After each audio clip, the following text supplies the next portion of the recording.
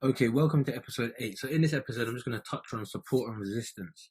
So for me, support and resistance is something that's only valid if you're in that particular market phase. So a lot of people I know, they tend to say support and resistance is something that's always present. For me, it is, but technically speaking, it isn't. So you can see here, when we use US dollar CAD as an example, from September onwards, you can see we're just trading bullish. We run into our first, what you'd say, area of resistance for me around this area here, and then we have our first, what I'd say, area of support, say around this region here.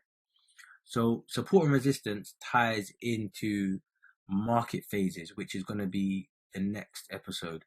So for me right now, support and resistance is just one, it's only valid in one market phase. It's not really present in a trending market in terms of should I be buying and selling highs and lows, because you won't see, when markets are trending, you obviously see support and resistance valid, but you won't see support and resistance like this. So, and for me, this is the only way to trade support and resistance, when you have a clear high that's holding in place and you have a clear low that's holding in place. And all you're simply doing is trying to sell high in regards to the range and buy low in regards to the range. So when we're looking at overall structure and price, you can see once we broke this area, what did we do? We traded lower, we ran up. Obviously, you can see minor resistance, minor support. But for me, that's not, you're going to have millions of support and resistances. For me, I only look at where the market for me is showing me support and resistance is now valid, in terms of we have a equilibrium of highs and lows, that price is not moving. So you can see throughout US dollar CAD as an example, from September, we didn't really have any more, I'd say, support and resistance. The market was trending. We're either trending up or we're trending down.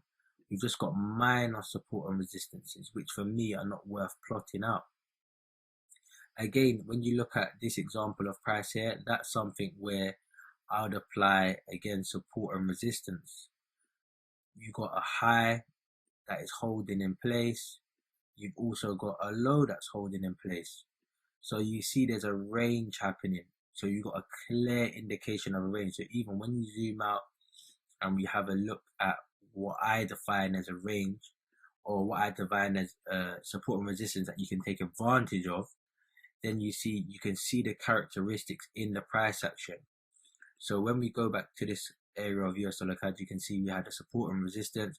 Price breaks out, has that retest structure, which we're always looking for. Once we break out, we've got that retest structure. On this occasion here, price retested the 0.5%, just shy of 61.8. You had great reversal structure, and then we've dropped down to our targets.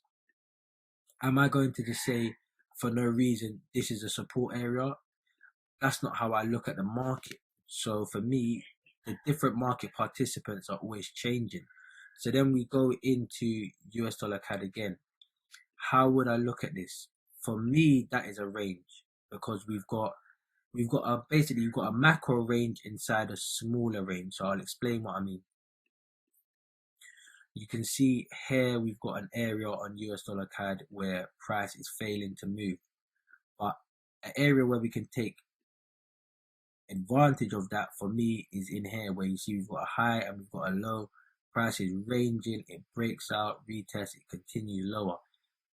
Even for me in this area here, we've got a high, price is failing to break. We've got a low that price is bouncing off. So that's the kind of area where I would say support and resistance can be valid. Again, another example here, we've got this low here where price was ranging between, we had a break below and we dropped down. You see another example here, we've got this high and then we've got this low, and then we see again that nice example of price consolidating, breakout, retest, and then we see price drop down. So it's not always where you're going to look at and say, if we head into, say, for example, our weekly chart, you can look at a lot of things like a range. That's the reason why I don't like to just say, oh, let's just map out highs and lows, because technically speaking, price was ranging here. You can say price is, if you look at a higher and higher time frame, you can always say price is ranging between X and Y, which is why I like to apply my support and resistance levels a little bit more precise. So I'm looking for consolidation. So I'm looking for where price consolidates, which are going to again tie into our market phase. And then that's where we're looking for those breakouts and the retest. So support and resistance isn't something you should get too hang up on or trying to find so many support and resistance levels. It should be something that price lets you know is constant. So like I said, we had this high here. For me, there isn't really a constant low. We've got a support area, say here, and then we've got a support area here, a support area here. So the only thing that was constant in this is the resistance. The resistance area is not changing. We're staying around 1.33. That is where price is failing or struggling to remain above. Where that drop's coming down to is changing. So for example, this might be the bottom now. So the support is not constant, but the resistance is. So that's what you're looking for. You're looking for, when you're drawing a support and resistance, you're looking for an area of price that has two constants, where you got a high and you got a clear low. So moving on to say another example we could look at is euro pound on the monthly, or even to stress my point a bit further, yeah, you could even look at euro pound on the quarterly chart. So when we're looking at this on the quarterly charts, each candle is 3 months. You can see that high and that low. So right now we've got a quarterly range. So this is a massive range in price. When we go down to our monthly chart, you can still see the range is still firmly in price. We're still holding. So this is what I call a valid range. You can see this overall, the market is ranging. We're in a range environment overall. When we go to our weekly, can we really see instances of a ranged market? For me, we're trading bullish, we're gradually trading bearish. We have resistance, but I wouldn't class that as a range. Even this period here, for me, I don't class it as a range, because we had price moving lower, price moving higher. It's just choppy to me. It's just choppy.